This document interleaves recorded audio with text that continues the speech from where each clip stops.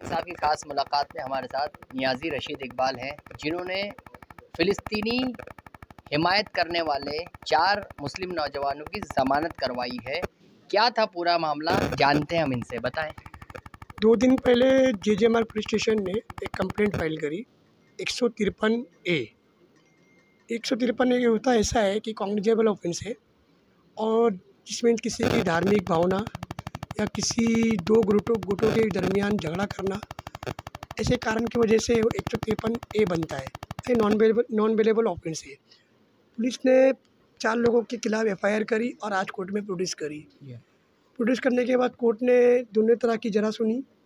Police ने अपना लंबा और मजबूत आर्गूमेंट करते हुए ऑब्जेक्शन किया कि इन्हें बेल नहीं दी जाए, लेकिन केस की नौयत ऐसी थी कि वो बिल्कुल ही 153 बनता नहीं है। क्योंकि 153 में सबसे पहले जो इंग्रेडिएंट्स होती है ये होती है कि उसमें सामने कोई पार्टी आकर कन्विंस करना चाहिए कि भाई हमारी धार्मिक भावना हर्ट हुई है या डैमेज हुई है, लेकिन ऐसा कहीं पे भी कुछ भी नज़र नहीं आया पूरी रिमांड कॉपी और एफआईआर कॉपी में।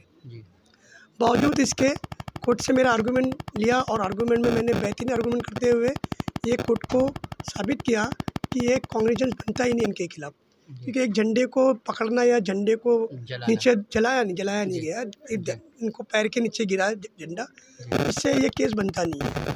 पुलिस ने अपना खुद का सुमो मोटो लेते हुए पीस मेंटेन नहीं हुआ ये कारण बताते हुए इनके ऊपर एफआईआर लिए और ये एफआईआर बनता नहीं है। वकील साहब, जिस तरीके से मामला चल रहा है कि जो है इसराइल और फ़िलिस्तीन के मामले में जो है ना तो कोई उसकी हिमायत कर सकता है, ना उसके खिलाफ़ कोई एजिटेशन कर सकता है, इस तरह का ऑर्डर जो है पुलिस ने जारी किया है। तो ऐसे में कोई इसराइल के खिलाफ़ एजिटेशन करता है, उनके झंडे को जो है बेहुरमती करता है या तौहीन करता है, तो ऐसे मामले में जो है पुलिस ने सो मोटो लेके केस फाइल किया था। आपका कहना है केस नहीं बनता है, धार्मिक भावना आहत का मामला नहीं है, तो पूरा मामला क्या था जिस तरीके से आप बता रहे थे? कुछ बच्चों ने इसराइल के झंडे को पैर के नीचे रखा जी।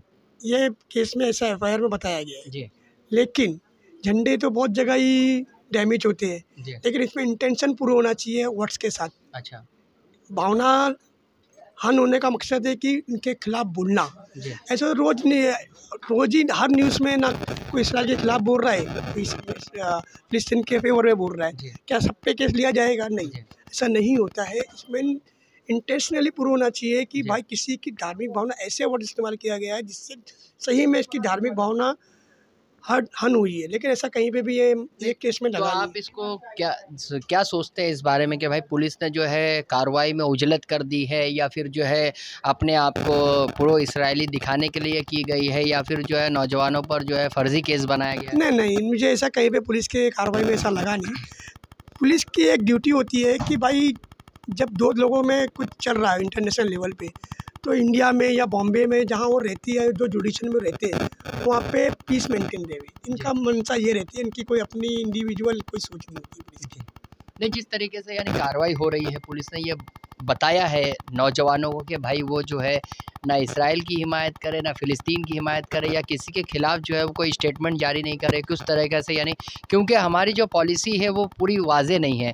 तो ऐसे में ये है कि जिस तरीके से ये पुलिस ने अपील की है मुस्लिम नौजवानों से, तो इस बारे में आप क्या अपील करेंगे?